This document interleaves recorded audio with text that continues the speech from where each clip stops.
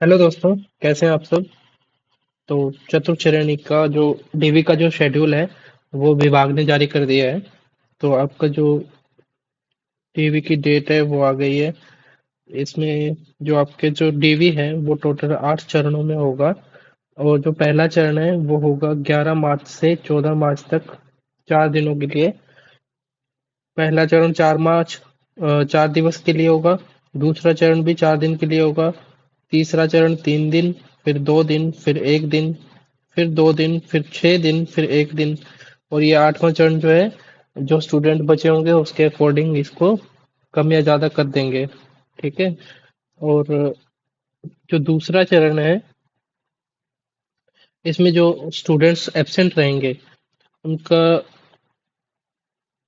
उनको कॉल किया जाएगा प्रथम चरण समाप्ति के 4 दिवस उपरांत।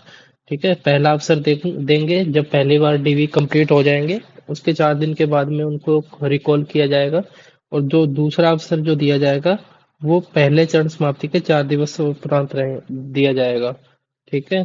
और जो आपकी जो रिपोर्ट है वो 11 मई तक आपकी रिपोर्ट भेज दी जाएगी नोडल अधिकारी द्वारा निदेशालय को। ठीक है। तो अ, मई मिड में आपकी अगर रिपोर्ट सेंड होती है तो उम्मीद है जून मिड तक आपका जो है फाइनल रिजल्ट भी आ जाएगा। मई एंड तक या जून स्टार्टिंग में आपका फाइनल रिजल्ट जो है वो आने के पूरे पूरे चांसेस हैं। ठीक है। तो इसके अंदर और आपको ये बताना था मुझे, जो शेड्यूल जारी किया है, जैसे ये उदयपुर अभी 2 या 3 मंडल का जारी किया है। एक तो है बीकानेर। ठीक है। एक है उदयपुर और दूसरा है आई थिंक अजमेर है, या नहीं भरतपुर है शायद। ठीक है। तो नहीं, ये 2 या 3 मंडल का जारी किया है। तो इसमें आप देख सकते हैं कार्यालय संयुक्त निदेशक स्कूल शिक्षा उदयपुर संभाग उदयपुर। ठीक है। चतुर्थ श्रेणी कर्मचारी सीधी भर्ती 2024 अभ्यर्थियों के दस्तावेज सत्यापन हेतु तिथिवार कार्यक्रम। जो पहले जो शेड्यूल आया है देख लिए, 11 मार्च 2026 से स्टार्ट हुआ है। और जो डीवी है ये स्थान दिया हुआ है राजकीय बालिका उच्च माध्यमिक विद्यालय रेजिडेंसी उदयपुर के अंदर। ठीक है। और इसके अंदर आपको कुछ और इन्फॉर्मेशन मुझे बतानी थी कि जो डॉक्यूमेंट की जो लिस्ट है वो जारी की है। ये है कार्यालय संयुक्त निदेशक स्कूल शिक्षा संभाग अजमेर ने ये विज्ञप्ति की है कि दस्तावेज सत्यापन हेतु कार्यक्रम जो ये अजमेर का है। ठीक है। तो इसके अंदर डॉक्यूमेंट्स की लिस्ट दी हुई है इसमें, वो मैं आपको बता देता हूँ। इन्होंने कहा है कि अ,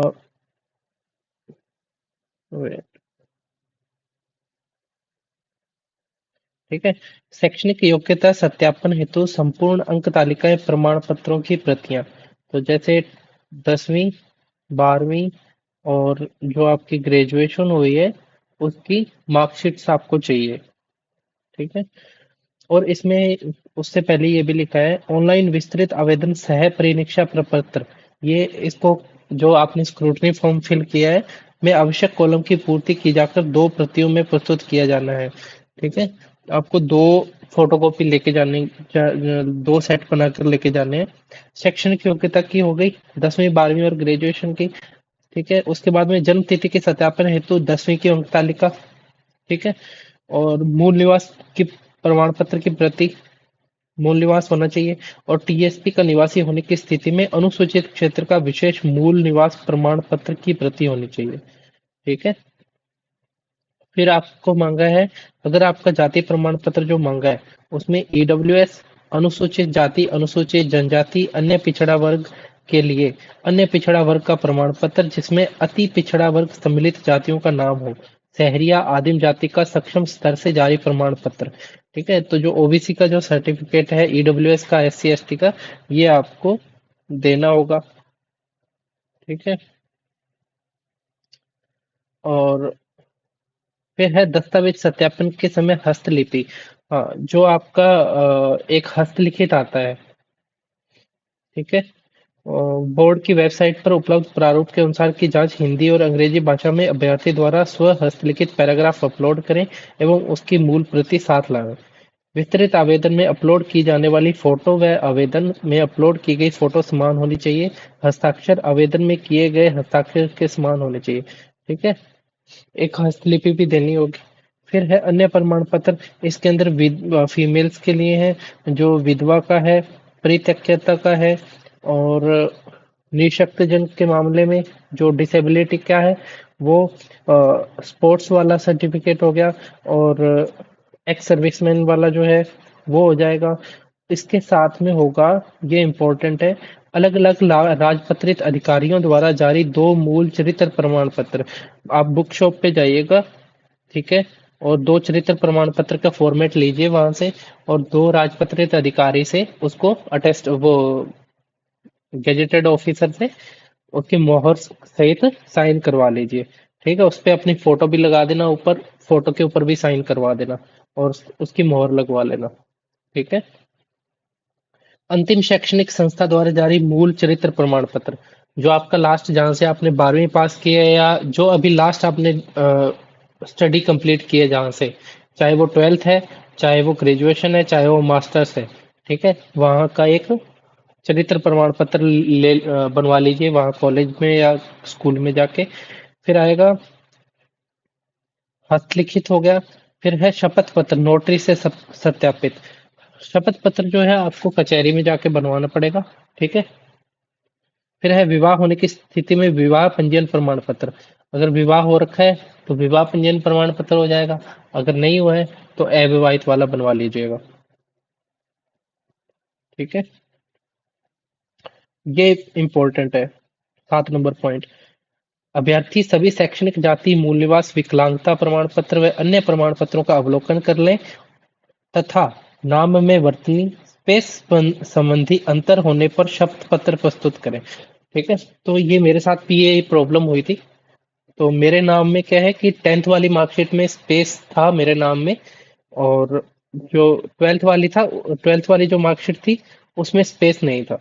ठीक है, तो मैंने क्या किया, मैंने एक एफिडेविट बनवा लिया था कचहरी से।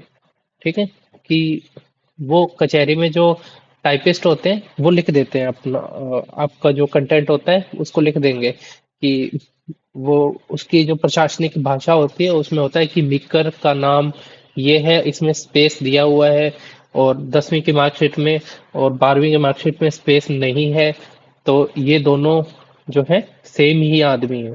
ठीक है, तो ऐसे करके आपका एक एफिडेविट बनवा देगा। ठीक है, फिर है अभ्यर्थी पात्रता जांच हेतु ऑनलाइन विस्तृत आवेदन सह परिनिरीक्षा प्रपत्र की 2 प्रतियां, स्वयं का photo ID proof, 2 passport size की फोटो अवश्य लेकर आए। जो आपका स्क्रूटनी फॉर्म है, जो अटेस्टेशन फॉर्म है आपका, वो लेकर जाना है आपको। अभ्यर्थी को दिशा निर्देशों का ध्यानपूर्वक अध्ययन करते हुए विस्तृत आवेदन पत्र में संलग्न को व मूल दस्तावेज के साथ व्यक्तिशः कार्यालय में निर्धारित दिनांक और समयावधि में उपस्थित होना है। आपको कुछ नहीं बोला है कि आपको टाइम पे पहुंचना है। ठीक है,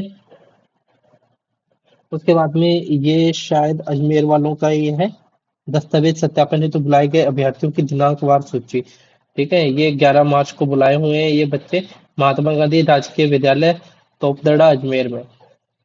ठीक है, जितेंद्र सिंह है 1 नंबर पे, तो ये जा रहे हैं। तो आप सभी अपना डीवी करवा लीजिएगा। तो डॉक्यूमेंट्स बनवाने में अगर कोई दिक्कत है, कोई डॉक्यूमेंट, कौन सा डॉक्यूमेंट कैसे बनवाना है, अगर समझ ना आए तो आप कमेंट करिएगा, I will try to answer. ठीक है, ओके गाइस, टेक केयर। सभी का जो लगभग 3 मंडल का वो आ गया है, ये शेड्यूल, डीवी शेड्यूल डेट के साथ, और 2-3 का बचा हुआ है, तो आज शाम को या कल तक शेड्यूल आपका जारी हो जाएगा। ठीक है, और ये चैनल है गाइस प्रेप डोज, ठीक है, इसको सब्सक्राइब कर लीजिए। तो आपका जो 4th ग्रेड में पटवारी वीडियो, आगे जो एलडीसी भर्ती है, ठीक है, टीचिंग एग्जाम से रिलेटेड जो भी ऑफिशियल न्यूज़ है वो ही इस न्यूज़ चैनल पर दी जाती है। ठीक है, जो अधीनस्थ बोर्ड या आरपीएससी के द्वारा जारी जो न्यूज़ प्रेस नोट है या कोई नोटिफिकेशन जारी होता है वही इस न्यूज़ इस चैनल पर मैं बताता हूँ। ठीक है, खुद की तरफ से कोई कुछ नहीं बता रहा मैं। ठीक है, जो भी ऑफिशियल सूचना होती है वही मैं बताता हूँ। ठीक है, तो इस चैनल को प्लीज सब्सक्राइब कर लीजिएगा। और ना ही मैं ऐसे फालतू में कुछ बढ़ा चढ़ा के बोलता हूँ जो अदर यूट्यूब चैनल्स में बताया जाता है। ठीक है, जो ऑफिशियल डेटा या इंफॉर्मेशन न्यूज़ बोर्ड के द्वारा प्रोवाइड की जाती है, उसी को ही मैं अपने यूट्यूब चैनल पे आगे कैंडिडेट स्टूडेंट्स के बीच में बताता हूँ। ठीक है, ओके गाइस, अपना ध्यान रखिए, टेक केयर, और प्लीज ये चैनल को सब्सक्राइब कर लीजिएगा यार, थोड़ा ग्रो हो जाएगा। Okay guys.